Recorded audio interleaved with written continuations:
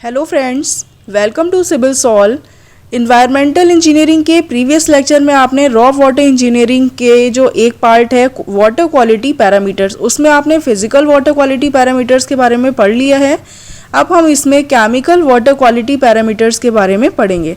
चलिए स्टार्ट करते हैं। नेक्स्ट टॉपिक, फर्स्ट पार्ट में आप पढ़ चुके थे फिजिकल वाटर क्वालिटी पैरामीटर्स।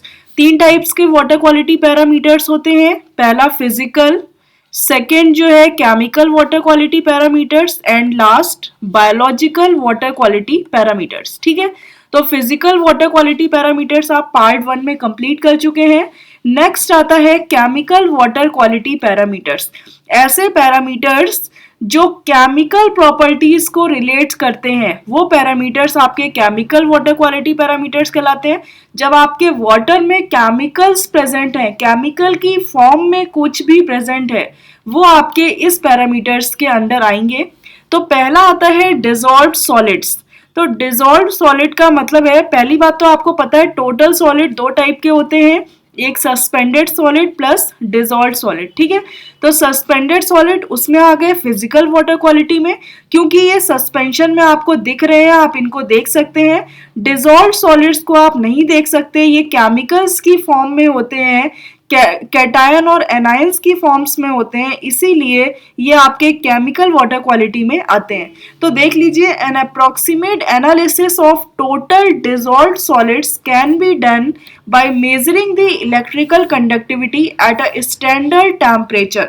तो कोई भी डिसॉल्व्ड सॉलिड को जब आप मेजर करते हैं तो उसको आप इलेक्ट्रिकल कंडक्टिविटी के द्वारा मेजर कर सकते हैं। ये एक स्पेसिफिक कंडक्टेंस होती है वाटर की किसी पर्टिकुलर स्टैंडर्ड टेम्परेचर पे। तो अगर आपको टोटल डिसॉल्व्ड सॉलिड चाहिए तो आप क्या करेंगे कि जो भी वाटर की इलेक्ट्रिकल कंडक्टिविटी है, इलेक्ट्रिकल कंडक्टिविटी जिसकी यूनिट होती है इन म्यू मो पर सेंटीमीटर। ठीक है, तो ये अगर आपकी at 25 degree centigrade standard temperature पे जो इलेक्ट्रिकल कंडक्टिविटी है, इसको अगर आप 0.65 से मल्टीप्लाई कर देते हैं तो आपको टोटल डिसॉल्व्ड सॉलिड्स मिल जाते हैं। टोटल डिसॉल्व्ड सॉलिड्स इन mg पर लीटर, मिलीग्राम पर लीटर। क्लियर है? तो जो भी आपको अगर डिसॉल्व्ड सॉलिड्स फाइंड करने हैं तो टोटल इलेक्ट्रिकल कंडक्टिविटी को एक पर्टिकुलर 0.65 से आप मल्टीप्लाई कर दीजिए, तो ओवरऑल आपको टोटल डिसॉल्व्ड सॉलिड्स मिल जाएंगे। तो ओवरऑल पहली बात तो आपको इलेक्ट्रिकल कंडक्टिविटी पता होनी चाहिए। तो इलेक्ट्रिकल कंडक्टिविटी जो है आप इसमें कैलकुलेट करते हैं। इलेक्ट्रिकल कंडक्टिविटी के लिए एक डाई आयनिक टेस्टर ये होता है। तो ऑप्शन में आपको पूछ लेते हैं कि electrical conductivity total dissolved solids find करने के लिए इलेक्ट्रिकल कंडक्टिविटी किसमें मेजर करते हैं, तो इसमें आप कैथोड और एनोड लगा देते हैं।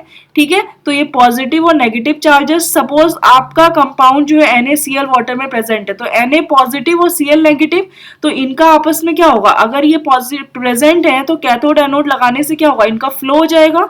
तो एक कंडक्टिविटी जो है आपको इसमें मेजर हो जाएगी। क्लियर है कितनी कंडक्टिविटी है? देख लीजिए, equipment used in the measurement of electrical conductivity of total dissolved solids. तो इलेक्ट्रिकल कंडक्टिविटी मेजर करने के लिए जो इंस्ट्रूमेंट यूज करते हैं वो है आपका डाई आयनिक टेस्टर, जो मेजर करता है concentration of common ions present in water, जैसे Na positive, Ca2+, Mg2+, Cl negative. ठीक है, तो ये जो है नॉर्मली कंसेंट्रेशन जो वाटर में प्रेजेंट रहते हैं ions, carbonate ions, CO3 2 negative, तो ये सारे आयंस जो प्रेजेंट रहते हैं इनकी कंडक्टिविटी को मेजर करने के लिए आप डाई आयनिक टेस्टर का यूज करते हैं। ये एक अप्रोक्सीमेट मेथड है as it does not account for certain organic dissolved solids which are present in ionic form in water. तो ये डिसॉल्व्ड सॉलिड्स को मेजर करने का अप्रोक्सीमेट मेथड है। आप एग्जैक्टली नहीं बता सकते टोटल डिसॉल्व्ड सॉलिड्स कितने हैं, क्योंकि ये उनको अकाउंट नहीं कर पाता, उनको मेजर नहीं कर पाता है for certain organic dissolved solids. जो भी ऑर्गेनिक डिसॉल्व्ड सॉलिड्स हैं जो कि आयनिक फॉर्म में प्रेजेंट नहीं है, तो उनको नहीं बता पाएगा, सिर्फ उन्हीं को मेजर कर पाएगा जो भी डिसॉल्व्ड सॉलिड्स आयंस की फॉर्म में प्रेजेंट है। क्लियर है? अब बात करते हैं next type of water quality parameter, chemical water quality parameter जो है आपका एल्केलिनिटी। तो एल्केलिनिटी क्या होता है कि ये उन आयंस की कंसंट्रेशन को बताता है जो कि वाटर में प्रेजेंट है और वो कैपेबल है हाइड्रोनियम आयन को न्यूट्रलाइज करने के लिए। मतलब जैसे कि H प्लस आयन को वो आयन जो वाटर में प्रेजेंट है और वो H पॉजिटिव आयन को न्यूट्रलाइज कर देते हैं, तो उन आयंस की कंसंट्रेशन को ये डिनोट करता है, उनको आप कहते हैं एल्केलिनिटी। और it may be defined as the ability of water to neutralize the acids. और जो भी एसिड्स, यानी एसिड्स मतलब जो भी पॉजिटिव की फॉर्म में प्रेजेंट है, यानी कि ओवरऑल जैसे H पॉजिटिव हो गया, इसमें जो भी पॉजिटिव चार्जेस होते हैं वो एसिड्स वगैरह हो गए, तो उनको न्यूट्रलाइज करने के लिए जो भी आयंस प्रेजेंट है उनकी कंसंट्रेशन को डिनोट करता है एल्केलिनिटी। इसका मतलब है कि पॉजिटिव को न्यूट्रलाइज कौन करेगा? नेगेटिव। तो जितने जो भी नेगेटिव चार्जेस हैं वो एल्केलिनिटी को शो करते हैं। तो जैसे कि CO2 कार्बोनेट आयन हो गया, जैसे carbonate CO2 2 negative, HCO3 by carbonate OH negative. तो अब जैसे HS negative, HPO4 negative, HSiO3 negative. ठीक है, तो ये जो है ये सब क्या है? एल्केलिनिटी को शो करते हैं, क्योंकि ये जो है आपके पॉजिटिव या हाइड्रोनियम आयन को न्यूट्रलाइज करने के कैपेबल हैं। तो ये carbonate CO3 negative, HCO3 negative, OH negative, इन सबको आप कहते हैं मेजर कॉन्स्टिट्यूएंट्स ऑफ एल्केलिनिटी। ये मेजर कॉन्स्टिट्यूएंट्स में आते हैं क्योंकि ये मोस्टली जो है इन्हीं का यूज करते हैं, और ये आपके होते हैं माइनर कॉन्स्टिट्यूएंट्स। क्लियर है? तो जो CO3 डबल नेगेटिव है इसको आप कहते हैं कार्बोनेट एल्केलिनिटी, कार्बोनेट एल्केलिनिटी। और HCO3 नेगेटिव को आप कहते हैं बाई कार्बोनेट एल्केलिनिटी, और OH नेगेटिव आपकी कहलाती है कॉस्टिक एल्केलिनिटी। ठीक है, तो ऑप्शन में आपके क्वेश्चंस आ जाते हैं, इनको ध्यान से थोड़ा थ्योरी को देखिएगा। तो कार्बोनेट और बाई कार्बोनेट एल्केलिनिटी जो है इनकी वजह से 95-7% एल्केलिनिटी जो है वो वाटर में रहती है। यानी वाटर की जो भी एल्केलिनिटी मेजर होती है वो 97% इनकी वजह से होती है, कार्बोनेट और बाई कार्बोनेट की वजह से। For all practical purposes all minor एल्केलिनिटी can be neglected. जितनी भी ये माइनर है इनको आप नेग्लेक्ट कर सकते हैं, सिर्फ मेजर एल्केलिनिटी का आप यूज करेंगे। क्लियर है? अब देख लीजिए इनका इम्पैक्ट क्या क्या पड़ता है कि ये इम्पार्ट करता है बिटर टेस्ट इन वाटर, कड़वा टेस्ट आ जाता है पानी में अगर एल्केलिनिटी प्रेजेंट है। Prime objection of alkalinity in water is that it leads to incrustation of pipe. इसका मेन ऑब्जेक्टिव ये भी होता है कि इसकी वजह से जो पाइप में है इंक्रस्टेशन हो जाता है। इंक्रस्टेशन मतलब एक लेयर जमा हो जाती है। Deposition of any solid over surface, कोई भी सरफेस पर जो है वो अगर लेयर जमा हो जा रही है, सपोज ये कोई पाइप वगैरह है, इसमें वाटर फ्लो हो रहा है जिसमें एल्केलिनिटी प्रेजेंट है, तो ठीक है ये सॉलिड्स वगैरह भी है साथ में इसमें फ्लो हो रहे हैं, तो इनकी क्या होती है जब ये लेयर एल्केलिनिटी की वजह से जो है सरफेस पर लेयर जमा हो जाती है, जिसकी वजह से ओवरऑल डिस्चार्ज वाटर का क्या हो जाता है? कम हो जाता है। अब सपोज ये लेयर जमा हो गई, इसने स्पेस कवर कर लिया, तो यहाँ पे जो भी डिस्चार्ज निकल रहा है वो कम निकल पाएगा, तो ये आपका कहलाता है इंक्रस्टेशन। अब बात करते हैं मेजरमेंट ऑफ एल्केलिनिटी की। एल्केलिनिटी को मेजर करना है तो इसको आप डिटरमाइन करते हैं टाइट्रेट करके, titrating it with an acid. Acid के साथ आप इसको टाइट्रेट कर देते हैं और कैलकुलेट कर लेते हैं हाइड्रोजन इक्विवेलेंट्स ऑफ एल्केलिनिटी के। क्लियर है? तो इसके लिए आप सबसे पहले क्या करते हैं कि एक ब्यूरेट लेते हैं जिसमें आपने 0.02 नॉर्मेलिटी का सल्फ्यूरिक एसिड ऐड कर दिया। क्लियर है? तो ध्यान रखिएगा यहाँ पे एक टैब लगी होती है जिससे आप टाइट्रेट करते हैं। वाटर सैंपल जो आप ले रहे हैं इसमें एल्केलिनिटी क्या प्रेजेंट है? एक तो कार्बोनेट एल्केलिनिटी प्रेजेंट है, बाई कार्बोनेट एल्केलिनिटी प्रेजेंट है, और कॉस्टिक एल्केलिनिटी आपकी प्रेजेंट है। ठीक है, तो ये मान के चलते हैं कि जो पीएच रेंज होती है इस वाटर सैंपल में वो ग्रेटर देन इक्वल टू 10 होती है, 10 से ज्यादा या 10 के बराबर या 10 से ज्यादा होती है। क्लियर है? तो सबसे पहले आप क्या करते हैं कि इधर ग्राफ पे आप ये शो कर रहे हैं, सपोज आपने राइट साइड जो है वॉल्यूम ऑफ एसिड का शो किया, ठीक है, उसके बाद आपने लेफ्ट साइड जो है पीएच रेंज को शो किया।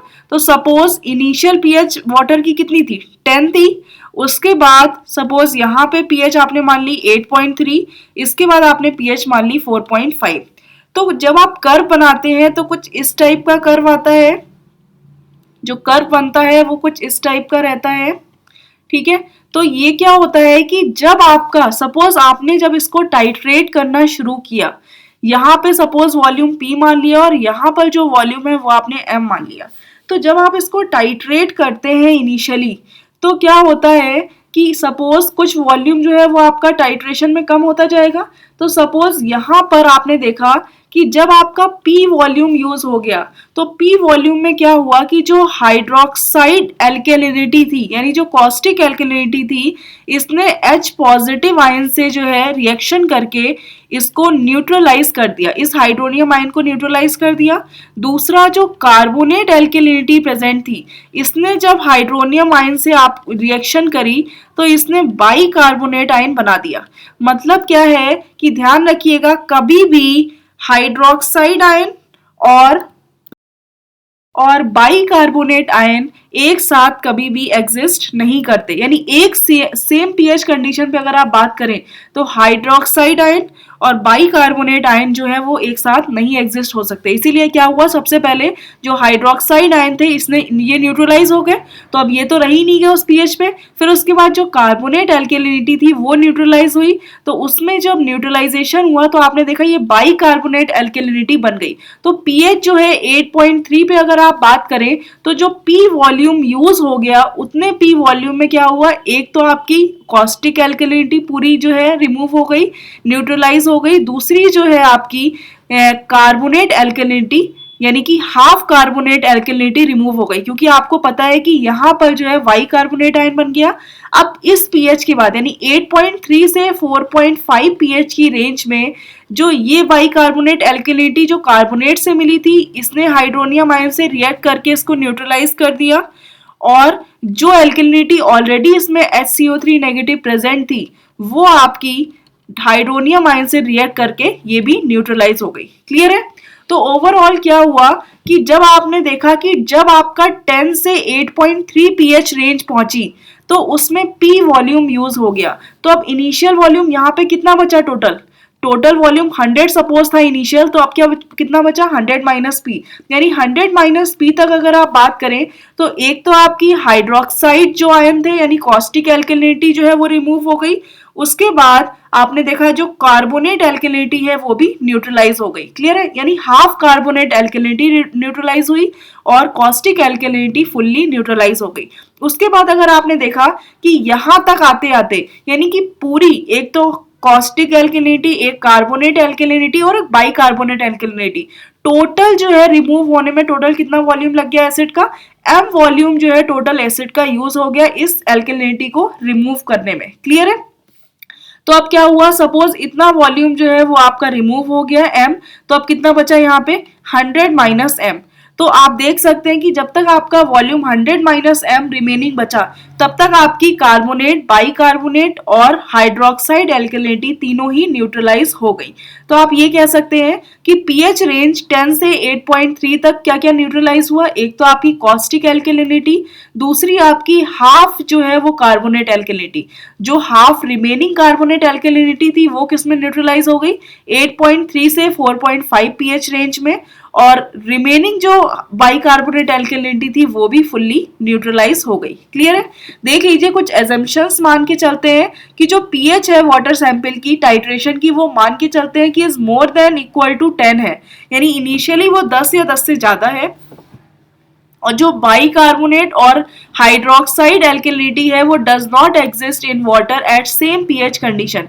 एक पीएच कंडीशन पे एग्जिस्ट नहीं कर सकती, अलग अलग पीएच कंडीशन पे एग्जिस्ट करेंगी।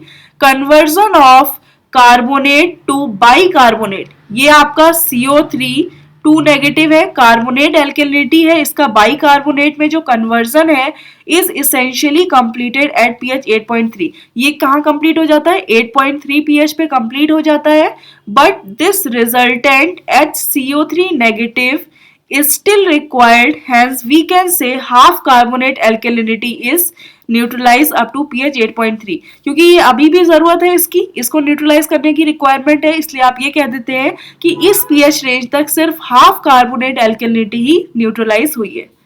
आगे देख लीजिए कि न्यूट्रलाइजेशन ऑफ हाइड्रोक्साइड यानी OH नेगेटिव का जो न्यूट्रलाइजेशन है वो कंप्लीट हो गया आपका 8.3 पे। देयरफॉर एट pH 8.3 एक तो कंप्लीट कॉस्टिक एल्केलिनिटी रिमूव हो गई, दूसरी हाफ कार्बोनेट एल्केलिनिटी रिमूव हो गई, न्यूट्रलाइज हो गई, and volume of acid used for neutralization of this alkalinity is pml। pml जो है आपका टोटल एसिड का वॉल्यूम यूज हो गया। क्लियर है? In this first stage of titration phenolphthalein is used as an indicator. आपको पता कैसे चलेगा कि ये न्यूट्रलाइजेशन हो चुका है इतनी पी वॉल्यूम में? तो फिनोप्थेलीन जो है वो यूज करते हैं इंडिकेटर की फॉर्म में, विच इज ओरिजिनली कलरलेस। ये कलरलेस होता है, yellow and turns it into pink. और ये क्या होता है कि वर्किंग रेंज में जब ये वर्क करने लगता है तो ये पिंक कलर में कन्वर्ट हो जाता है। तो आप उससे पहचान लेते हैं कि आपका जो न्यूट्रलाइजेशन है वो हो गया है, कंप्लीट स्टार्ट हो गया है। ये 8.6 से 10.3 की pH रेंज में वर्क करता है, ये भी आपको ध्यान होना चाहिए, ऑब्जेक्टिव में पूछ लेते हैं। ये एक बेसिक इंडिकेटर है, वर्क करता है 8.6 से 10.3 pH रेंज में। अब न्यूट्रलाइजेशन आपको पता है 8.3 से 4.5 pH में जो बाइकार्बोनेट एल्केलिनिटी है उसका न्यूट्रलाइजेशन बचा है, ओरिजिनली प्रेजेंट है, और converted from neutralization of carbonate is completed at pH of 4.5। और इसका जो कन्वर्जन था कार्बोनेट का वो भी 4.5 पे कंप्लीटली जो है न्यूट्रलाइज हो गया। हैंस pH एट 4.5 एक तो कंप्लीट कॉस्टिक एल्केलिनिटी आपकी न्यूट्रलाइज हो गई, दूसरी कंप्लीट कार्बोनेट एल्केलिनिटी न्यूट्रलाइज हो गई, और तीसरी कंप्लीट बाइकार्बोनेट एल्केलिनिटी भी न्यूट्रलाइज हो गई 4.5 pH रेंज पर। और जो टोटल वॉल्यूम यूज हुआ एसिड का for neutralization of this alkalinity is mml। Total mml जो है वो वॉल्यूम यूज हो गया। In second stage of titration, अब जब आपको पता है कि 8.3 से 4.5 pH रेंज में जो आप यूज कर रहे हैं इंडिकेटर, वो आप मिथाइल ऑरेंज यूज कर रहे हैं, is used as an indicator which is originally orange red and turns into yellow. जो क्या होता है, ओरिजिनली जो है उसका कलर रेड होता है और वो अपनी वर्किंग रेंज में येलो कलर में कन्वर्ट हो जाता है। ये एक एसिडिक इंडिकेटर है और जो 2.8 से 4.2 की pH रेंज में वर्क करता है। क्लियर है? तो ओवरऑल जो है आप इसको सेकेंड में आप मिथाइल ऑरेंज को यूज कर लेते हैं क्योंकि 4.2 तक वर्क करता है। तो जैसे ये 4.5 रेंज आती है ये अपना वर्क शुरू हो जाता है और ये ओवरऑल इन एल्केलिनिटी को क्या कर देता है, न्यूट्रलाइज कर देता है। अब बात करते हैं कि आप एल्केलिनिटी को मेजर कैसे करेंगे। देख लीजिए कि सपोज आपको एल्केलिनिटी जो है वो मेजर करनी है, मेजरमेंट ऑफ एल्केलिनिटी। ठीक है, तो आपको पता है कि जो मॉलिक्यूलर वेट होता है, किसी भी मॉलिक्यूल का जो वेट है वो होता है आपका समेशन ऑफ एटॉमिक वेट, यानी कि जो भी उसमें एटम्स हैं उनका जितना अलग अलग वेट है उनको आप सम कर देंगे तो टोटल जो भी मॉलिक्यूल है उसका आपको वेट मिल जाएगा। क्लियर है? जैसे कि अगर आप बात करें weight of 1 mole of calcium carbonate, यानी CaCO3 के 1 मोल का जो वेट है वो मॉलिक्यूलर वेट आपको फाइंड करना है, तो कितना हो जाएगा, सम ऑफ एटॉमिक वेट। एटम क्या है इसमें, कैल्शियम हो गया, कार्बन हो गया, ऑक्सीजन, ये 3 एटम्स यूज हो रहे हैं। तो कैल्शियम का एटॉमिक वेट कितना होता है 40, कार्बन का कितना होता है 12 और ऑक्सीजन का कितना होता है 16। लेकिन ऑक्सीजन के कितने एटम्स हैं, 3 एटम्स हैं, तो 16 इंटू 3, तो ओवरऑल कितना आ गया 100 ग्राम। यानी ओवरऑल कैल्शियम कार्बोनेट के 1 मोल का टोटल मॉलिक्यूलर वेट कितना आ गया 100 ग्राम। क्लियर है? अब सपोज जो नंबर ऑफ मोल्स होते हैं, suppose number of mole calculate करने हैं, तो वो होता है आपका गिवन वेट, यानी कितना जो वेट है वो गिवन है, डिवाइडेड बाय मॉलिक्यूलर वेट। अगर आप मॉलिक्यूलर वेट यानी एक मॉलिक्यूल के वेट से डिवाइड कर दें तो टोटल मोल्स आ जाएंगे कि कितने मोल्स यूज कर रहे हैं आप। सपोज अगर यहाँ पे जो है 2 मोल कैल्शियम कार्बोनेट के यूज कर रहे होते तो 1 मोल का तो वेट 100 ग्राम है, 2 मोल का वेट कितना हो जाता 200 ग्राम। तो नंबर ऑफ मोल्स कैसे फाइंड करते, टोटल वेट आपको 200 ग्राम गिवन है और मॉलिक्यूलर वेट यानी 1 मोल का वेट कितना 100, तो 200 बाई 100 कर देंगे तो आपको नंबर ऑफ मोल्स मिल जाएंगे 2। ठीक है, तो सपोज अगर आपको नंबर ऑफ मोल्स फाइंड करने हैं, number of moles in 500 kg calcium carbonate, आपको 500 ग्राम कैल्शियम कार्बोनेट गिवन है, आपको नंबर ऑफ मोल्स निकालने हैं, तो फॉर्मूला क्या होता है, given weight upon molecular weight. तो गिवन वेट कितना है 500 kg, और मॉलिक्यूलर वेट कितना होता है, मॉलिक्यूलर वेट आपको पता है एक मॉलिक्यूल का 100 ग्राम है, लेकिन इसको केजी में, तो इसको भी केजी में कन्वर्ट करेंगे तो क्या आ जाएगा 0.1 kg। तो ओवरऑल कितना आ गया 5000 मोल्स, यानी टोटल जो है 500 किलोग्राम कैल्शियम कार्बोनेट में 5000 मोल्स जो है इसके प्रेजेंट है। क्लियर है। अब एक फॉर्मूला आता है इक्विवेलेंट वेट का। इक्विवेलेंट जो वेट होता है वो आपका होता है मॉलिक्यूलर वेट, जो भी किसी भी मॉलिक्यूल का जो वेट है, और डिवाइडेड बाय वैलेंसी, यानी उस पर जितना भी चार्ज है अगर आप उससे डिवाइड कर देते हैं तो आपको इक्विवेलेंट वेट मिल जाता है। ये आपको फॉर्मूला भी ध्यान रखना है, equivalent weight equal to molecular weight upon number of upon valency. तो और जो नंबर ऑफ ग्राम इक्विवेलेंट आते हैं, नंबर ऑफ ग्राम इक्विवेलेंट, तो इसका फॉर्मूला होता है given weight divided by equivalent weight, यानी जो भी आप इक्विवेलेंट वेट निकाल चुके हैं उससे अगर डिवाइड कर दें गिवन वेट को तो नंबर ऑफ ग्राम इक्विवेलेंट आपको मिल जाएंगे। क्लियर है। तो ये कुछ फॉर्मूले हैं जिनकी हेल्प से जो है आप इजीली कैलकुलेट कर सकते हैं, बता सकते हैं। अब एक पॉइंट ध्यान रखिएगा कि 1 ग्राम इक्विवेलेंट ऑफ एनीथिंग, यानी कि किसी का भी जो 1 ग्राम इक्विवेलेंट है वो हमेशा इक्वल रहेगा 1 ग्राम equivalent of any other thing, यानी कि कोई भी आपका कंपाउंड है उन सबका अलग अलग अगर आप देखिए तो ग्राम इक्विवेलेंट की वैल्यू हमेशा सेम ही रहेगी। जैसे कि एक इक्वेशन देख लीजिए, 2H positive plus SO4 2 negative equal to क्या बन जाता है H2SO4। तो हमेशा ध्यान रखिएगा इनके ग्राम इक्विवेलेंट जो है बराबर रहेंगे। जैसे कि 2H पॉजिटिव है तो यहाँ पे हाइड्रोनियम के कितने मोल्स हैं, टोटल 2 मोल हो गए, इसके कितने मोल है 1 मोल हो गया यहाँ पे, ठीक है। यहाँ आपके 2 मोल थे और यहाँ पे H2SO4 के कितने मोल है 1 मोल। क्लियर है, क्योंकि एक ही ये सिंगल ये पार्ट है तो इसका 1 मोल है। तो अगर आपको ग्राम इक्विवेलेंट निकालना है तो आपको पता है ग्राम इक्विवेलेंट का फॉर्मूला क्या होता है कि given weight upon equivalent weight, ठीक है। और इक्विवेलेंट वेट का फॉर्मूला क्या होता है, इक्विवेलेंट वेट का फॉर्मूला होता है आपका molecular weight divided by valency. तो ऊपर क्या मल्टीप्लाई में आ जाएगा बैलेंसी, ठीक है। तो अगर आप बात करते हैं हाइड्रोनियम आयन की यानी H पॉजिटिव की, तो ओवरऑल इसमें अगर आप बात करते हैं वेट कितना है given weight 2 into H positive का कितना होता है एटॉमिक नंबर 1, तो टोटल वेट कितना हो गया इतना, डिवाइडेड बाय मॉलिक्यूल, एक मॉलिक्यूल का वेट कितना होगा 1, यानी H पॉजिटिव का इंटू बैलेंसी कितनी है, एक चार्ज लगा हुआ है इंटू 1, तो ओवरऑल कितने ग्राम इक्विवेलेंट आ गए 2 ग्राम इक्विवेलेंट, ठीक है। अब SO4 का निकाल लीजिए ग्राम इक्विवेलेंट कितना होगा, गिवन वेट कितना है यहाँ पे, जो भी SO4 का सपोज X है गिवन वेट और मॉलिक्यूल भी एक ही है तो यानी गिवन वेट और मॉलिक्यूलर वेट हमेशा सेम रहेगा। बैलेंसी कितनी आ गई इसमें, 2 नेगेटिव चार्जेस यानी 2 बैलेंसी हो गई, तो फाइनली इसका भी ग्राम इक्विवेलेंट कितना आ गया 2 ग्राम इक्विवेलेंट, ठीक है। तो इस टाइप से H2SO4 का भी कितना आ जाएगा 2 ग्राम इक्विवेलेंट। तो जो भी अगर आप यहाँ पे सॉल्व करते हैं तो ध्यान रखिएगा हर का ग्राम इक्विवेलेंट सेम ही होता है। तो अगर आप ग्राम इक्विवेलेंट कांस्टेंट टर्म है तो इसको अगर आप कंपैरिजन कर सकते हैं किसी भी अदर थिंग से तो आप इजीली जो है उसकी वैल्यू कैलकुलेट कर पाएंगे, ठीक है। अब जैसे कि एक क्वेश्चन देख लीजिए कि एक न्यूमेरिकल है, एक वाटर सैंपल है जिसमें जो कार्बोनेट आयन है वो 210 ग्राम है, ठीक है। एक वाटर सैंपल था जिसमें कार्बोनेट आयन जो प्रेजेंट है वो 210 ग्राम है, जो बाई कार्बोनेट आयंस प्रेजेंट है वो आपके हैं 120 ग्राम, और जो भी आपका हाइड्रोनियम आयन हाइड्रोक्साइड आयन जो प्रेजेंट है वो है आपके 68 ग्राम, ठीक है।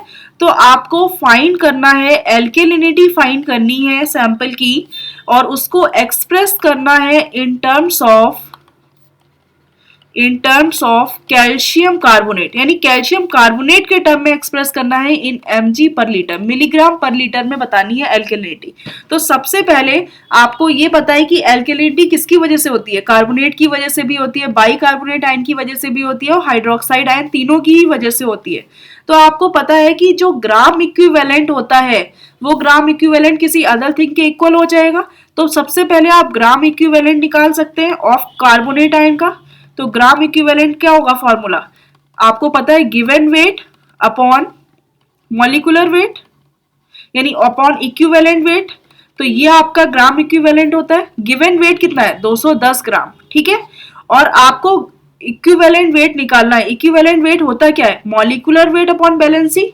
तो मॉलिक्यूलर वेट यानी कार्बोनेट का मॉलिक्यूलर वेट क्या होगा, कार्बन का 12 होता है, ऑक्सीजन 16 इंटू 3, तो ओवरऑल कितना आ गया 60। और इसको बैलेंसी से अगर आप डिवाइड कर दें, कितनी बैलेंसी है 2, तो ओवरऑल आपका इक्विवेलेंट वेट कितना आ जाएगा 30, ठीक है। तो फाइनली ग्राम इक्विवेलेंट कितने आ गए 7 ग्राम इक्विवेलेंट ऑफ कैल्शियम कार्बोनेट कह सकते हैं, क्योंकि किसी का भी ग्राम इक्विवेलेंट हमेशा इक्वल होता है। अगर ये ग्राम इक्विवेलेंट ऑफ कार्बोनेट है तो इसका इक्वल हो जाएगा कन्वर्ट करने में 7 ग्राम equivalent of calcium carbonate. Same अगर आप ग्राम इक्विवेलेंट ऑफ बाइकार्बोनेट का निकालते हैं तो ये क्या हो जाएगा, गिवन वेट कितना है 120 और इक्विवेलेंट वेट बाइकार्बोनेट का कितना होता है 61। तो ओवरऑल कितना आ जाएगा 2 ग्राम इक्विवेलेंट। ये किसके इक्वल भी हो सकता है, कैल्शियम कार्बोनेट के, क्योंकि हमेशा ग्राम इक्विवेलेंट सेम ही रहते हैं किसी भी कंपाउंड के। अब बात करते हैं ग्राम इक्विवेलेंट ऑफ OH नेगेटिव। तो इसका क्या होगा, गिवन वेट कितना है 68 और OH नेगेटिव का इक्विवेलेंट वेट कितना होता है 17। तो ये कितना आ जाएगा आपका 4 ग्राम इक्विवेलेंट ऑफ कैल्शियम कार्बोनेट, ठीक है। तो अगर आप टोटल ग्राम इक्विवेलेंट की बात करें तो कितना हो जाएगा, टोटल ग्राम इक्विवेलेंट आपका इन तीनों का सम कर दीजिए 7 8 9 10 11 12 13, यानी 13 ग्राम इक्विवेलेंट ऑफ कैल्शियम कार्बोनेट। अब आपको बताना है टोटल एल्केलिनिटी। तो ये तो अभी ग्राम इक्विवेलेंट में है, कैल्शियम कार्बोनेट के टर्म में एक्सप्रेस करना है। तो आपको पता है कि अगर इक्विवेलेंट वेट को आप ग्राम इक्विवेलेंट से मल्टीप्लाई कर दें तो टोटल गिवन वेट आपको मिल जाएगा। तो इक्विवेलेंट वेट आपका कैल्शियम कार्बोनेट का भी यहाँ पे यूज कर लेंगे। ग्राम इक्विवेलेंट कितने 13 और कैल्शियम कार्बोनेट का इक्विवेलेंट वेट जो होता है वो 50 होता है। तो अब ये किस में आ गया, ग्राम पर लीटर में ऑफ कैल्शियम कार्बोनेट, ठीक है। आपको बताना है मिलीग्राम पर लीटर में, mg पर लीटर में। ये तो ग्राम में है क्योंकि ग्राम इक्विवेलेंट आप निकाल रहे थे। तो ओवरऑल कितना हो जाएगा 13 इंटू 50 और इसको मिलीग्राम में कन्वर्ट करना है तो 10⁻³ mg per litre of calcium carbonate. यानी फाइनली जब आप इसको सॉल्व करेंगे तो 650 इंटू 10⁻³ मिलीग्राम पर लीटर ऑफ कैल्शियम कार्बोनेट। तो ये आपकी एल्केलिनिटी आ गई in terms of calcium carbonate. Calcium carbonate के टर्म में आपने एक्सप्रेस कर दी टोटल एल्केलिनिटी को, क्लियर है। तो इस टाइप से जो है आप इजीली क्वेश्चन को सॉल्व कर सकते हैं, बट आपको फॉर्मूला ध्यान होना चाहिए क्या कहाँ पे टर्म आ रहा है, या ग्राम इक्विवेलेंट का फॉर्मूला क्या होता है, या आपका ओवरऑल मॉलिक्यूलर वेट का फॉर्मूला क्या होता है। ये सारे फॉर्मूले आपको ध्यान रखने पड़ेंगे। एक टर्म आता है मोलैरिटी, जिसको आप करते हैं मोलरता, ठीक है। तो ये होता है number of moles per litre, 1 litre में कितने मोल हैं, ठीक है। तो वो आपका कहता है मोलैरिटी कहलाती है। और दूसरा टर्म आता है नॉर्मेलिटी।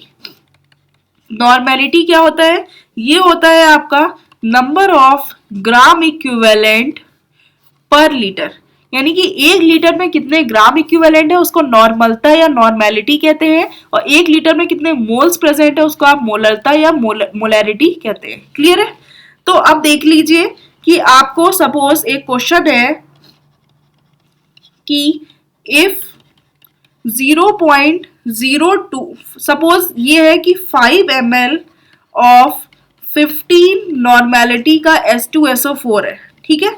तो इसको आपको कन्वर्ट करना है ग्राम इक्विवेलेंट में ऑफ सल्फ्यूरिक एसिड के, यानी इसको ग्राम इक्विवेलेंट में ही कन्वर्ट करना है सल्फ्यूरिक एसिड के ही। लेकिन ओवरऑल अभी क्या दिया है 5 ml दिया है और 15 नॉर्मेलिटी का है H2SO4। तो नॉर्मेलिटी का मतलब क्या होता है कि नंबर ऑफ ग्राम इक्विवेलेंट पर लीटर। तो यहाँ पे टोटल कितने 15 ग्राम इक्विवेलेंट पर लीटर है। तो इसको आप कैसे कन्वर्ट कर देंगे, आपको ग्राम इक्विवेलेंट बताना है H2SO4 का। तो आपको पता है कितने ग्राम इक्विवेलेंट है ये बताना है। तो आपको पता है कि ये क्या है, 15 ग्राम इक्विवेलेंट है कितने में, पर लीटर, यानी 1 लीटर में 15 ग्राम इक्विवेलेंट है। आपको खाली ग्राम इक्विवेलेंट में कन्वर्ट करना है। तो अगर आप लीटर से फिर से मल्टीप्लाई करते हैं तो कैंसिल आउट हो जाएगा।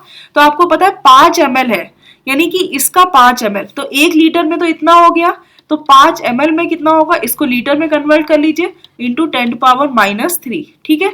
तो ये आपका टोटल कितना आ जाएगा, ग्राम इक्विवेलेंट, यानी 15 into 5 75 into 10⁻³ gram equivalent of sulphuric acid. तो इस टाइप से आप इजीली जो है ग्राम इक्विवेलेंट में कन्वर्ट कर सकते हैं। अब third chemical water quality parameter आता है आपका पीएच, ठीक है, पीएच ऑफ द वाटर। तो पीएच एक स्केल है जो कि यूज किया जाता है मेजर करने के लिए acidity basicity of the water sample की, कि कितना एसिड है वाटर में या कितना बेस है। तो वो आपको फाइंड करने के लिए एक पीएच स्केल का यूज करते हैं।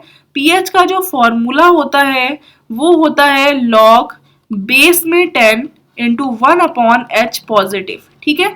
तो ये पीएच का होता है जिसमें जो H पॉजिटिव आयंस हैं ये आपके मोल्स पर लीटर में है।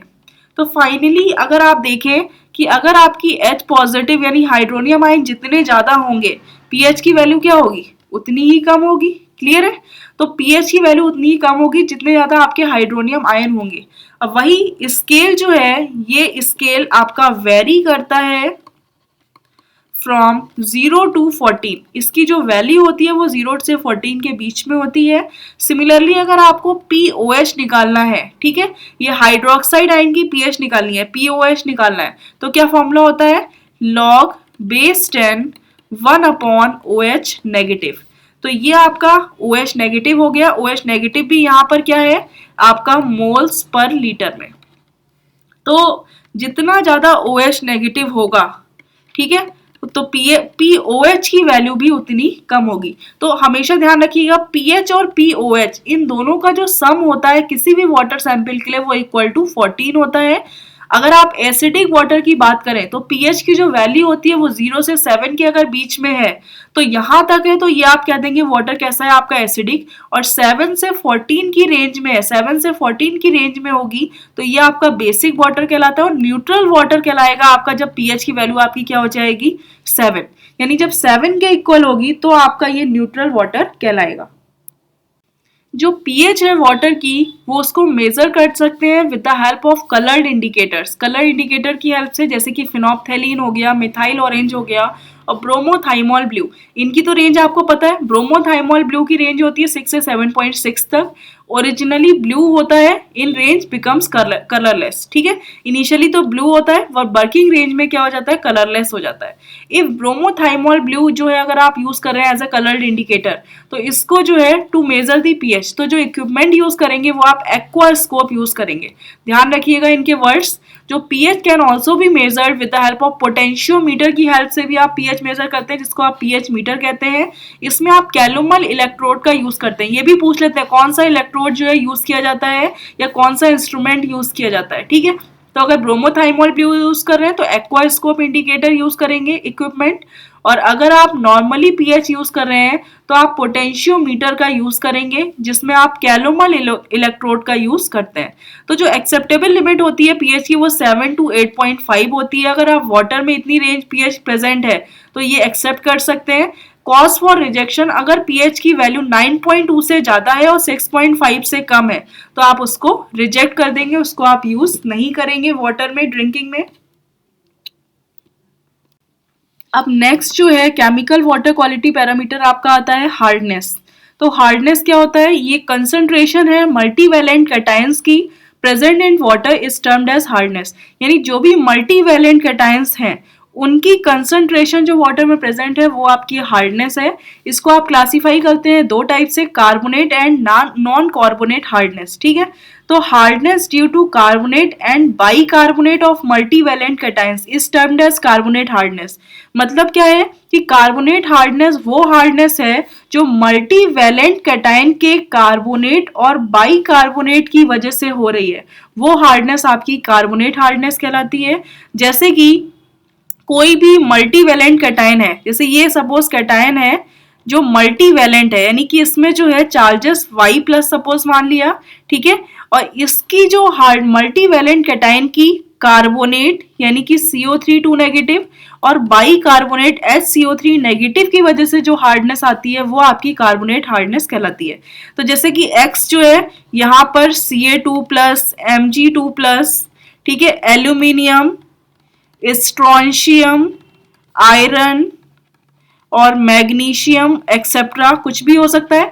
बस ध्यान रखिएगा मल्टीवैलेंट होने चाहिए, यानी जो भी वैलेंसी है वो मल्टीवैलेंट होनी चाहिए। 1 Na प्लस सोडियम अगर है, Na प्लस है तो वो नहीं चलेगा, ठीक है। यहाँ Y की वैल्यू जो है वो क्या होगी, ऑलवेज ग्रेटर देन 1। तो जो कैल्शियम और मैग्नीशियम होते हैं ये आपके मेजर कॉन्स्टिट्यूएंट कहलाते हैं, ठीक है। तो इनको जनरली जो आप सॉल्व करते हैं न्यूमेरिकल्स तो इनको ही कंसीडर करते हैं, ये सब आपके माइनर कहलाते हैं। तो कैल्शियम और मैग्नीशियम का कार्बोनेट और बाइकार्बोनेट की वजह से जो हार्डनेस आ रही है वो आपकी कहलाती है कार्बोनेट हार्डनेस, और जो कार्बोनेट हार्डनेस होती है इसको आप कहते हैं टेम्परेरी हार्डनेस, ठीक है। तो क्योंकि ये इजीली रिमूव हो जाती है बाय सिंपल बॉइलिंग और by addition of lime in water. या तो आप इसको सिंपल बॉईल कर दें या आप लाइम ऐड करके इसमें एडिशन कर दें, तो ये सिंपली इजीली जो है वो रिमूव हो जाती है। तो कार्बोनेट हार्डनेस आपकी एक टाइप की टेम्परेरी हार्डनेस है।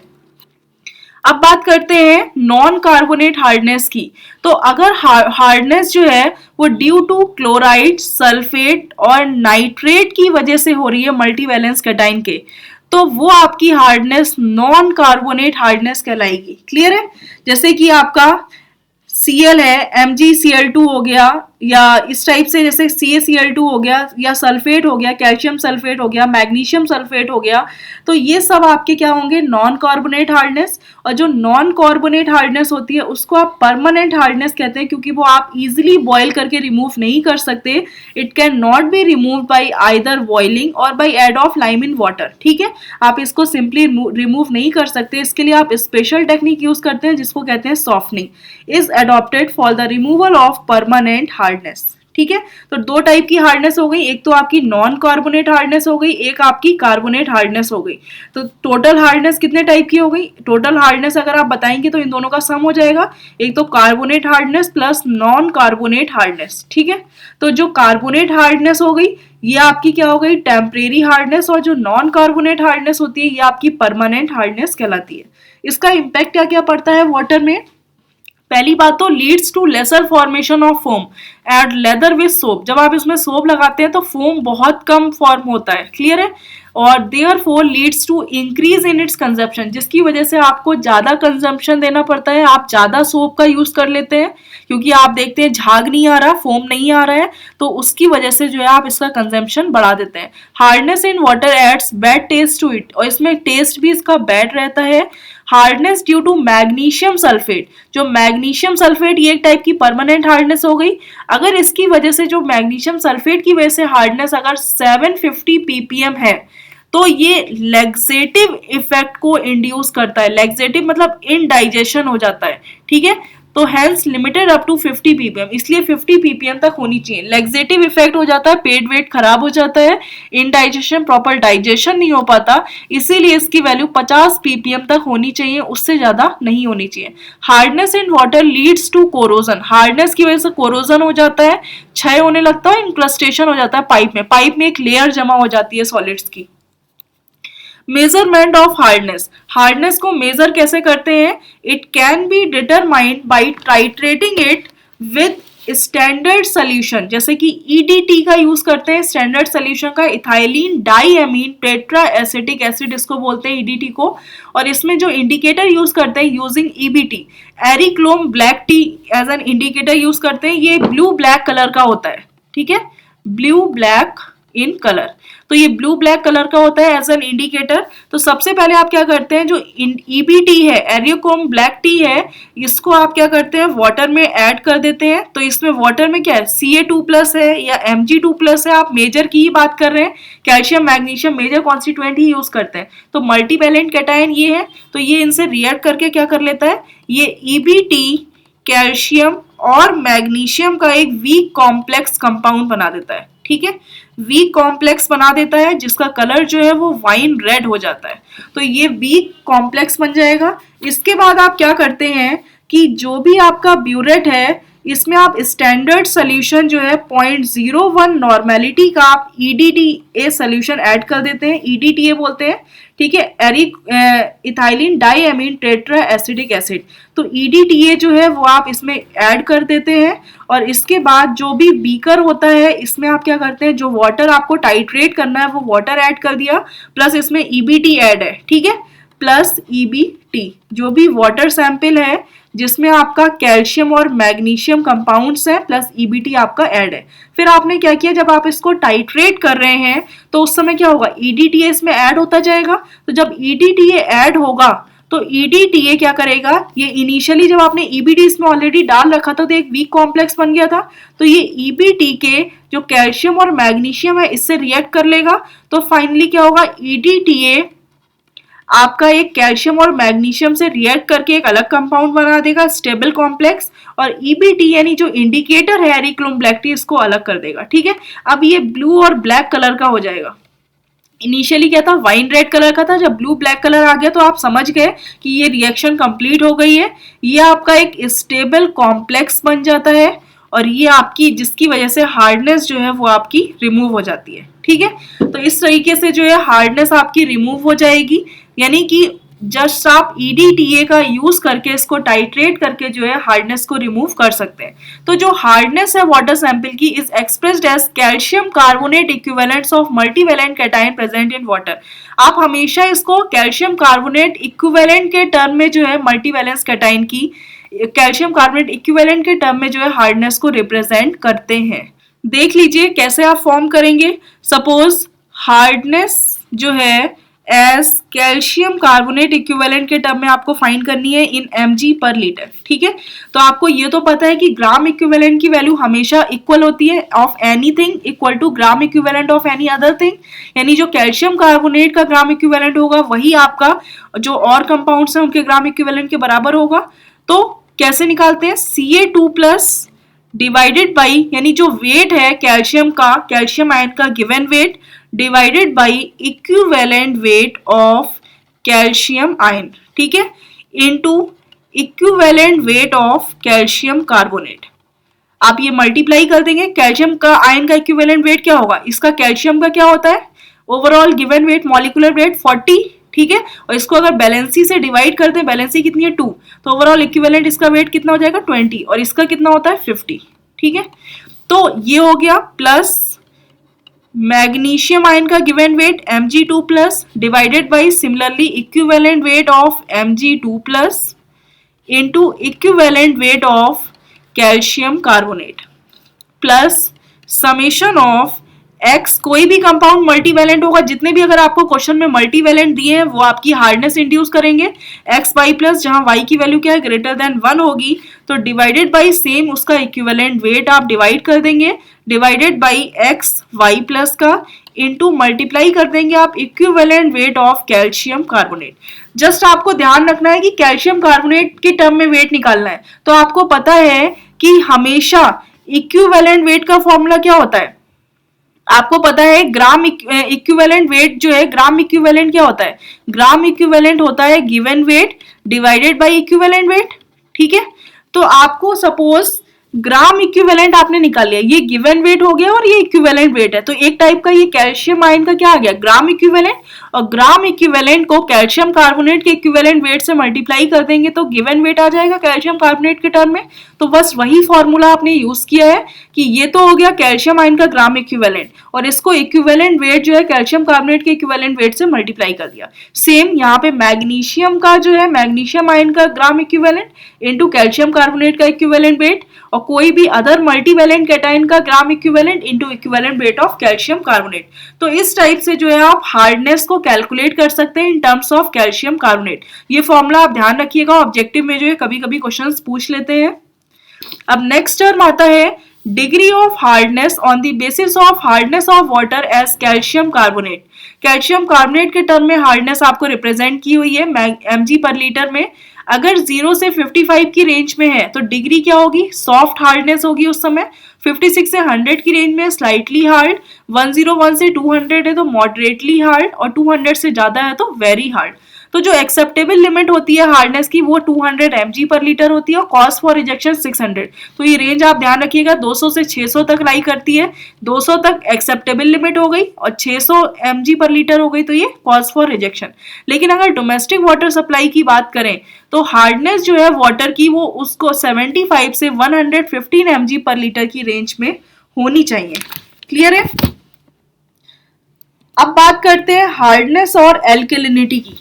तो आपको पता है एल्केलिनिटी आपने क्या पढ़ा है कि जो भी आयंस हाइड्रोनियम आयन को या एसिड आयन को न्यूट्रलाइज करते हैं उनकी कंसंट्रेशन एल्केलिनिटी कहलाती है। और हार्डनेस क्या होता है, जो मल्टीवैलेंट कैटायन की जो कंसंट्रेशन है वो आपकी हार्डनेस है। सपोज मैंने यहाँ पर Ca2+ calcium ion, magnesium ion जो कि मेजर कॉन्स्टिट्यूएंट है हार्डनेस के लिए, और ये सपोज सोडियम आयन ले लिया, ठीक है। और यहाँ पे जो है नेगेटिव में टर्म में कार्बोनेट और बाई कार्बोनेट ले लिया। तो आपको पता है कि ये आप टेम्परेरी हार्डनेस इससे मिला सकते हैं, टेम्परेरी हार्डनेस बन जाती है। तो सपोज अगर मैं ये कहूं कि CO3 नेगेटिव और बाई कार्बोनेट, यानी कि जो भी एल्केलिनिटी होती है वो किनकी वजह से होती है, मेजर जो है वो आपकी कार्बोनेट एल्केलिनिटी होती है, बाई कार्बोनेट एल्केलिनिटी होती है और OH नेगेटिव होती है। इसको आप यहाँ पे यूज नहीं कर रहे हैं, सिर्फ आप इसको यूज कर रहे हैं क्योंकि आपको हार्डनेस को भी इंडिकेट करना है। और आपको पता है कि हार्डनेस किन की वजह से, वो मल्टीवैलेंट कैटायन की वजह से। इसका मतलब है कि अगर आप, ठीक है, ये तो ओवरऑल टर्म हो गया, यानी कि ये जो है ये पॉजिटिव हो गए, ये मल्टीवैलेंट कैटायन हो गए, ये आपके एनायंस हो गए।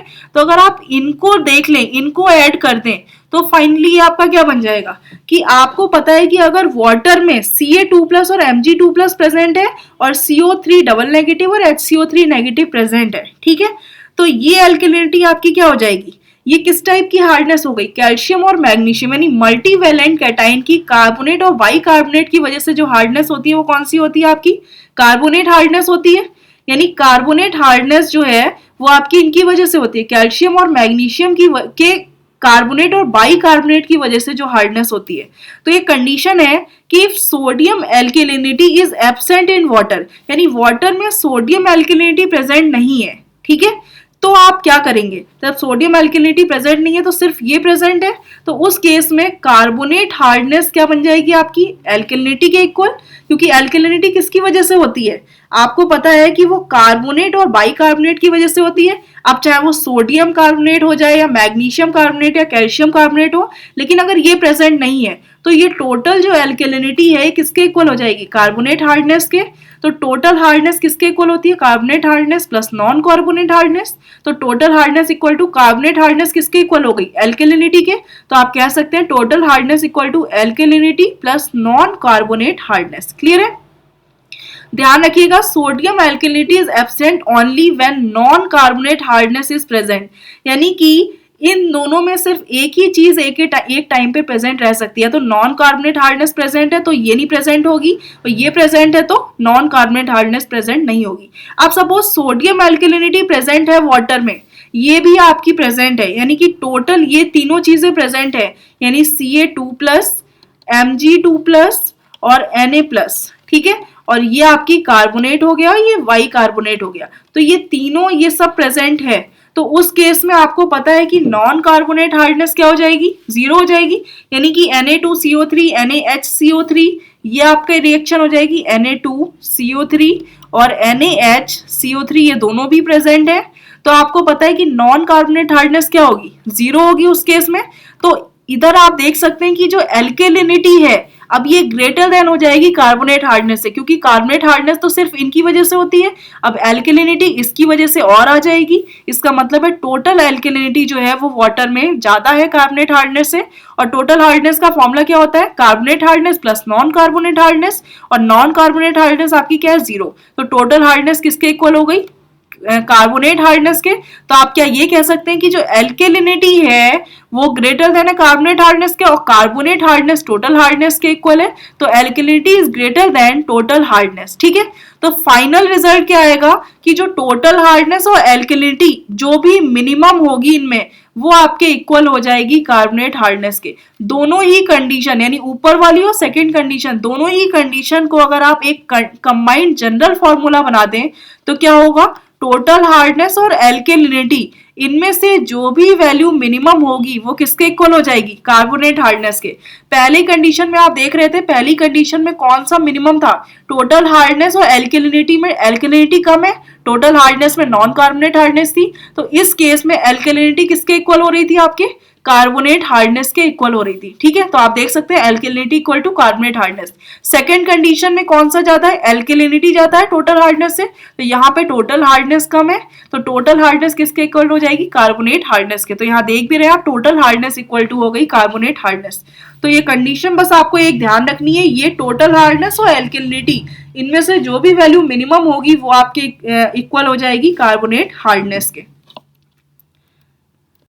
अब नेक्स्ट टर्म है जो केमिकल वाटर क्वालिटी पैरामीटर का, दैट इज क्लोराइड कंटेंट। ठीक है, इसको जार टेस्ट की हेल्प से डिटरमाइन करते हैं। Presence of chloride in high concentration indicates the pollution of water due to industrial waste और सीवेज। यानी कि हाई कंसंट्रेशन में अगर क्लोराइड प्रेजेंट है तो ये इंडिकेट करता है कि इंडस्ट्रियल वेस्ट या सीवेज के कारण जो है वाटर में पोल्यूशन प्रेजेंट है। ठीक है, chloride in water is determined by titrating it with standard silver nitrate solution using potassium chromate as an indicator. तो ये आपको ध्यान रखना है कि इसको टाइट्रेट करते हैं किसकी हेल्प से? AgNO3 यानी कि सिल्वर नाइट्रेट का जो स्टैंडर्ड सोल्यूशन लेते हैं, और as an indicator potassium chromate का यूज करते हैं, K2CrO4 का। क्लियर है? तो ये यूज करते हैं एज एन इंडिकेटर। इसकी acceptable limit 200 mg per litre होती है, और cost for rejection 1000 mg per litre होती है। अब बात करते हैं, नेक्स्ट टर्म आता है नाइट्रोजन कंटेंट। ये next chemical water quality parameter है कि इसका प्रेजेंस जो है वो इंडिकेट करता है वाटर में कि its pollution due to organic matter, यानी ऑर्गेनिक मैटर की वजह से जो वाटर में पोल्यूशन है वो आपका इंडिकेट करता है नाइट्रोजन कंटेंट। क्लियर है कि अगर नाइट्रोजन उसमें प्रेजेंस है वाटर में, इसका मतलब है कि ऑर्गेनिक मैटर की वजह से पोल्यूशन हुआ है। तो नाइट्रोजन इन वाटर में B present in any of the following form, किसी भी फॉर्म में हो सकता है। जैसे कि पहली फॉर्म है फ्री अमोनिया, तो फ्री अमोनिया मतलब है कि it present indicates the recent pollution of water. इसकी प्रेजेंस है, फ्री अमोनिया अगर वाटर में प्रेजेंट है मतलब क्या है कि अभी अभी रिसेंट पोल्यूशन हुआ है वाटर में। It can be determined bye simple boiling of water, इसको सिंपली बॉइल कर देते हैं, वाटर को इजिली डिटरमाइन कर लेते हैं। और noting the amount of ammonia gas liberated using distillation process, जब आप इसको बॉइल करते हैं तो जितनी गैस लिबरेट हो रही है उसको नोट कर लीजिए, वो आपकी होगी फ्री अमोनिया। परमिसिबल लिमिट जो होती है फ्री अमोनिया की वो 0.15 mg पर लीटर होती है। नेक्स्ट जो फॉर्म आती है जिसको कहते हैं ऑर्गेनिक अमोनिया, इसको एल्बुमिनॉइड भी बोलते हैं। तो ऑर्गेनिक अमोनिया का मतलब है कि it is a form in which nitrogen may be formed in water. ठीक है, इसका मतलब है कि जो भी आपकी वाटर है उसमें नाइट्रोजन फॉर्म हो सकता है, may be nitrogen formed in the water, इसको आप एल्बुमिनॉइड भी कहते हैं। और presence of organic ammonia, organic ammonia अगर प्रेजेंस है वाटर में तो ये इंडिकेट करती है कि presence of nitrogen before the decomposition of organic matter has started, यानी कि जो भी ऑर्गेनिक मैटर वाटर में प्रेजेंट है वो डिकम्पोज होने से पहले जो भी नाइट्रोजन प्रेजेंट है वाटर में वो आपकी इंडिकेट करती है organic ammonia. It can be determined by boiling the already boiled sample. सबसे पहले आपने जो बॉइल किया वो क्या मिला आपको? Free ammonia. फिर उसको फिर से अगर आप बॉइल कर देंगे तो जो भी गैस निकलेगी वो आपकी ऑर्गेनिक अमोनिया होगी by add of strong alkaline agent like potassium permanganate. And noting the ammonia gas liberated. Suppose initially आपने बॉयल किया तो क्या मिल गई, फ्री अमोनिया, फिर उसमें आपने पोटेशियम परमैंगनेट डाल के बॉयल कर दिया तो जो गैस लिबरेट हुई वो आपकी क्या होगी, ऑर्गेनिक अमोनिया। क्लियर है? तो फ्री अमोनिया और ऑर्गेनिक अमोनिया को कलेक्टिवली आप जेल्डास अमोनिया कहते हैं, जैसे free ammonia plus organic ammonia, यानी जो टोटल गैस आ रही है फ्री अमोनिया ऑर्गेनिक अमोनिया की वो आपकी जेल्डास अमोनिया कहलाती है। इसकी जो परमिसिबल लिमिट है वो फ्री अमोनिया की 0.15 mg पर लीटर है, ऑर्गेनिक अमोनिया की जो है cause for rejection is same, cause for rejection दोनों की सेम है। ऑर्गेनिक अमोनिया की जो परमिसिबल लिमिट है वो 0.3 mg पर लीटर। ठीक है, अब बात करते हैं नेक्स्ट जो फॉर्म है दैट इज नाइट्राइट। तो नाइट्राइट NO2 नेगेटिव होता है। ठीक है, तो नाइट्राइट प्रेजेंस है वाटर में, तो इसका मतलब है कि बहुत ज्यादा डेंजरस है क्योंकि जो भी ऑर्गेनिक मैटर है अब उसका डिकम्पोजिशन पार्शियली स्टार्ट हो चुका है, as it indicate partial decomposition of organic matter. जब ऑर्गेनिक मैटर पार्शियली डिकम्पोज हो चुका है, कुछ डिकम्पोज हुआ है कुछ नहीं हुआ, तो ये बहुत ही ज्यादा डेंजरस हो जाता है वाटर में। तो इसकी जो लिमिट होती है वो 0 बिल्कुल नहीं होना चाहिए वाटर में, क्योंकि ये बहुत डेंजरस हो जाएगा। Nitrite in water is determined with the help of colour matching technique. Colour matching technique की हेल्प से इसको डिटरमाइन कर देते हैं, और जो colour is form due to ये सल्फोनिक एसिड और नेप्थामीन की वजह से फॉर्म होता है। ठीक है, नेक्स्ट जो लास्ट फॉर्म आती है दैट इज नाइट्रेट। तो नाइट्रेट का मतलब है कि जो भी आपका वाटर प्रेजेंट है, वाटर में जो भी नाइट्रेट प्रेजेंट है वो इंडिकेट कर रहा है कि complete decomposition of organic matter, यानी पूरी तरीके से ऑर्गेनिक मैटर डिकम्पोज हो चुका है। और presence of nitrate in water is not harmful, ये वाटर में हार्मफुल नहीं है क्योंकि ये कंप्लीट डिकम्पोज हो चुका है। But in some cases if present high concentration start affecting the infants, अगर ये ज्यादा कंसंट्रेशन में है तो ये जो न्यूली बॉर्न बेबीज होते हैं उनको जो है ये अफेक्ट करता है। ये ब्लू बेबी डिसीजेस जो होती हैं उसको जो है वो फॉर्म कर देता है, बट इन्फेंट्स के लिए। ठीक है, जनरली जो है वैसे हार्मफुल नहीं है, बट कुछ केसेस में इन्फेंट्स के लिए बहुत ज्यादा हार्मफुल है। तो जो नाइट्रेट होता है वाटर में is also determined by using colour matching technique, इसको कलर मैचिंग टेक्निक से जो है डिटरमाइन कर सकते हैं। और जो colour is form due to phenol disulphonic acid की वजह से फॉर्म होता है, पोटेशियम हाइड्रोक्साइड की वजह से। इसकी जो परमिसिबल लिमिट है वो 45 mg पर लीटर होती है। क्लियर है? Note the process in which ammonia gets converted into nitrate, जो अमोनिया नाइट्रेट में कन्वर्ट हो रही है वो प्रोसेस आपका नाइट्रिफिकेशन कहलाता है। And the process in which nitrate gets converted into nitrogen उसको आप डीनाइट्रिफिकेशन कहते हैं। जैसे कि ये अमोनिया है, इसको आपने क्या किया, सबसे पहले नाइट्राइट में कन्वर्ट किया, फिर इसको आपने नाइट्रेट में कन्वर्ट किया, और फिर ये आपका नाइट्रोजन में कन्वर्ट हो गई। तो वो प्रोसेस जो नाइट्रेट से अमोनिया से नाइट्रेट में कन्वर्ट हो रहा है, यानी ये अमोनिया है इसका नाइट्रेट में ये कन्वर्ट होना, तो ये प्रोसेस आपका कहलाता है नाइट्रिफिकेशन। ठीक है, इसमें आपका क्या हो रहा है, ऑक्सीडेशन हो रहा है। आप देख रहे हैं ऑक्सीजन जो है कंटिन्यूअसली इंक्रीज हो रही है, और नाइट्रेट से जो नाइट्रोजन में कन्वर्जन होता है उसको आप कहते हैं डीनाइट्रिफिकेशन। ठीक है, और इसको ये इसमें जो प्रोसेस हो रहा है वो हो रहा है आपका रिडक्शन। तो ये आपका प्रोसेस कहलाता है नाइट्रिफिकेशन, इसको कहते हैं डीनाइट्रिफिकेशन। ठीक है, और जो बैक्टीरिया नाइट्रोजन से आपका अमोनिया से नाइट्राइट में कन्वर्ट कर रहा है वो आपका बैक्टीरिया कहलाता है Nitrosomonas bacteria. Nitrosomonas bacteria. Clear है? और जो आपका बैक्टीरिया नाइट्राइट से नाइट्रेट में कन्वर्ट कर रहा है, नाइट्राइट को नाइट्रेट में, वो आपका कहलाता है नाइट्रोबैक्टर। और जो आपका नाइट्रेट से नाइट्रोजन में कन्वर्ट कर रहा है वो आपका कहलाता है पैराकोकस डीनाइट्रिफिकेंट्स।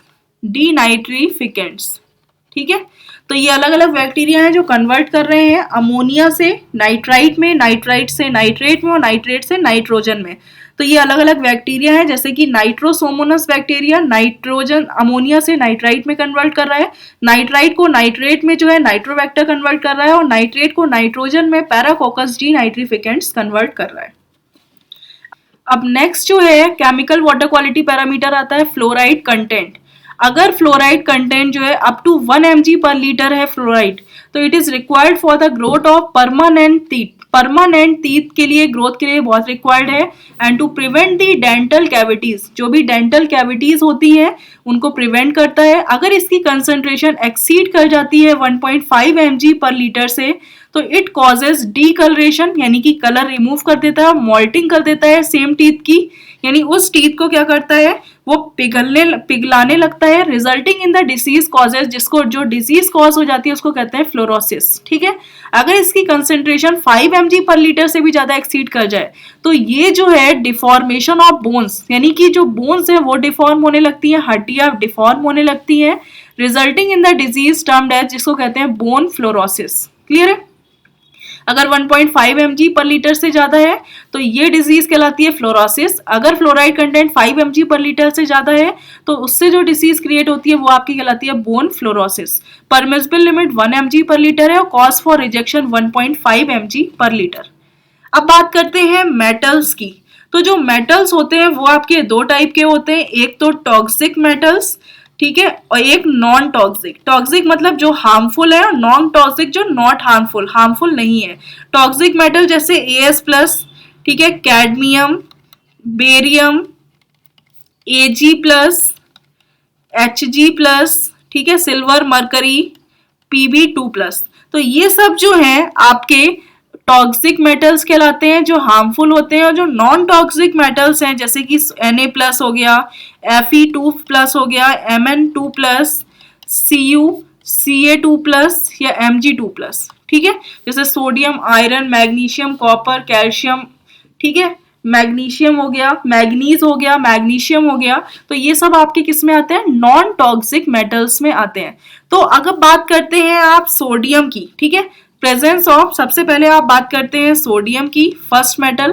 तो presence of sodium in water in high concentration at bad taste in water, अगर ज्यादा कंसंट्रेशन में तो ये बैड टेस्ट देता है वाटर में, एंड इफेक्ट करता है किडनी और हार्ट को, ठीक है, ऑफ द कंज्यूमर, जो कंज्यूम कर रहे हैं सोडियम को, तो वो किडनी और हार्ट को इफेक्ट करता है। अगर आपका वाटर में सोडियम जो है वो मेटेलिक सरफेस के कोरोजन को भी लीड करता है, यानी कि अगर कोई मेटल सरफेस है तो उसको भी कोरोड कर देगा, and process to be toxic for plants, तो ये प्लांट्स के लिए भी टॉक्सिक हो सकता है, ठीक है, and proves to be toxic for plants. Concentration जो है सोडियम की इन ट्रीटेड वाटर वो लिमिटेड होनी चाहिए 20 to 250 mg पर लीटर। इसकी लिमिट जो है 20 से 250 mg पर लीटर होनी चाहिए। बट ये ध्यान रखिएगा कि सोडियम जो है किसी भी फॉर्म में, ठीक है, 5 ग्राम पर डे, यानी एक दिन में 5 ग्राम से ज्यादा कंज्यूम नहीं करना चाहिए, क्योंकि ये हार्मफुल हो जाती है बॉडी के लिए। नेक्स्ट जो आता है आयरन एंड मैग्नीज, जो मेटल है next, that is iron and manganese. तो presence of iron and manganese in concentration of more than 0.3 और 0.05 mg पर लीटर, यानी आयरन की अगर 0.3 से ज्यादा है और इसकी 0.05 mg पर लीटर से ज्यादा है तो ये कॉज करता है कलर प्रॉब्लम को, रेडिश ब्राउन कलर इंड्यूस कर देता है। तो एक्सेप्टेबल लिमिट क्या होनी चाहिए, 0.1 mg पर लीटर आयरन की, और कॉज फॉर रिजेक्शन 1 ग्राम पर लीटर। और एक्सेप्टेबल लिमिट ऑफ मैग्नीज की 0.05 mg पर लीटर और cause for rejection 0.5 mg per litre. अब नेक्स्ट आता है आपका कॉपर मेटल। तो जो प्रेजेंस ऑफ कॉपर है, presence of copper in water affects lungs and respiratory organs को जो है इफेक्ट करता है। Copper sulphate CuSO4 more than 250 mg per litre induces laxative effect, यानी इनडाइजेशन इफेक्ट को इंड्यूस करता है। यानी परमिसिबल लिमिट जो है कॉपर की 0.05 mg पर लीटर होनी चाहिए और cause for rejection 1.5 mg per litre होनी चाहिए। नेक्स्ट आता है chemical water quality parameter gases, जैसे कि मेथेन हो गया, carbon dioxide, hydrogen sulphide, oxygen और अमोनिया। तो जो आपकी मेथेन है ये इंडिकेट करती है वाटर में बायोलॉजिकल एक्टिविटी को, यानी कि बायोलॉजिकल एक्टिविटी हो रही है। It is known for its explosive tendency, ये एक्सप्लोसिव टेंडेंसी के लिए जानी जाती है, ठीक है, जो विस्फोटिक टेंडेंसी हो जाती है उसके लिए जानी जाती है। It is generally found in sewers, ये सीवर्स में मिलती है, मार्शी एरिया जो दलदली एरियाज होते हैं, या ओवर पैडी फील्ड जो कि राइस के धान के जो खेत होते हैं उन पर जो मिलती है, ये जनरली वहां पर मिलती है। कार्बन डाइऑक्साइड की बात करें तो अगर presence of carbon dioxide in water indicates biological activity, ये भी आपका इंडिकेट करता है बायोलॉजिकल एक्टिविटी को। और it add bad taste and corrosiveness. ये आपका जो है बैड टेस्ट और कोरोजन को इंडिकेट करता है। कोरोजन मतलब क्षय होना। हाइड्रोजन सल्फाइड जो है ऐड करता है rotten egg smell in water. आपको सड़े हुए अंडों की स्मेल जैसी मिलेगी अगर हाइड्रोजन सल्फाइड उसमें ऐड है। It is generally form due to decomposition of sulphurous organic matter. Sulphurous organic matter के डिकम्पोजिशन से ये आपकी हाइड्रोजन सल्फाइड फॉर्म होती है। ऑक्सीजन देख लीजिए, at any temperature maximum concentration of oxygen which may be present in water is known as saturation dissolved oxygen. मतलब किसी भी टेम्परेचर पे वाटर में वो मैक्सिमम कंसंट्रेशन में जो ऑक्सीजन प्रेजेंस होती है उसको आप कहते हैं सैचुरेशन डिसॉल्व्ड ऑक्सीजन। ठीक है। Any deficiency of oxygen in water with respect to its saturated value indicates biological activity। अब जैसे कि वाटर में जो मैक्सिमम अमाउंट में ऑक्सीजन प्रेजेंट थी उसको आपने क्या कहा, सैचुरेटेड डिसॉल्व्ड ऑक्सीजन। अगर उसमें ऑक्सीजन में कमी होने लगी, कोई भी डिफिशियंसी जितनी होने लगी सैचुरेटेड वैल्यू से, तो इसका मतलब है कि वहां पर बायोलॉजिकल एक्टिविटी वाटर में स्टार्ट हो चुकी है। ठीक है।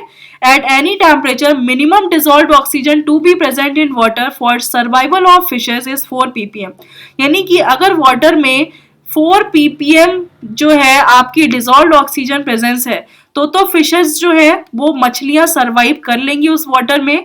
लेकिन अगर 4 ppm से वैल्यू कम हो गई ऑक्सीजन की वाटर में तो वहां पर फिशेस सरवाइव नहीं कर पाएंगी। तो जो ऑक्सीजन होती है वाटर में उसको डिटरमाइन करते हैं with the help of Winkler's method. ये नाम ध्यान रखिएगा कि किस मेथड से जो है आप डिटरमाइन करते हैं। विंकलर्स मेथड से जो है आप ऑक्सीजन को डिटरमाइन करते हैं। तो ये आपके सारे केमिकल वाटर क्वालिटी पैरामीटर्स हो गए। इनको जो है क्या क्या इनकी लिमिट्स हैं, कौन कौन से आप इंस्ट्रूमेंट या एपरेटस यूज कर रहे हैं, कौन सा सोल्यूशन स्टैंडर्ड सोल्यूशन यूज कर रहे हैं, कौन सा इंडिकेटर यूज कर रहे हैं, इनकी परमिसिबल और कॉज फॉर रिजेक्शन लिमिट्स क्या है, ये आपके ऑब्जेक्टिव के लिए बहुत ज्यादा इंपॉर्टेंट है। Thank you friends.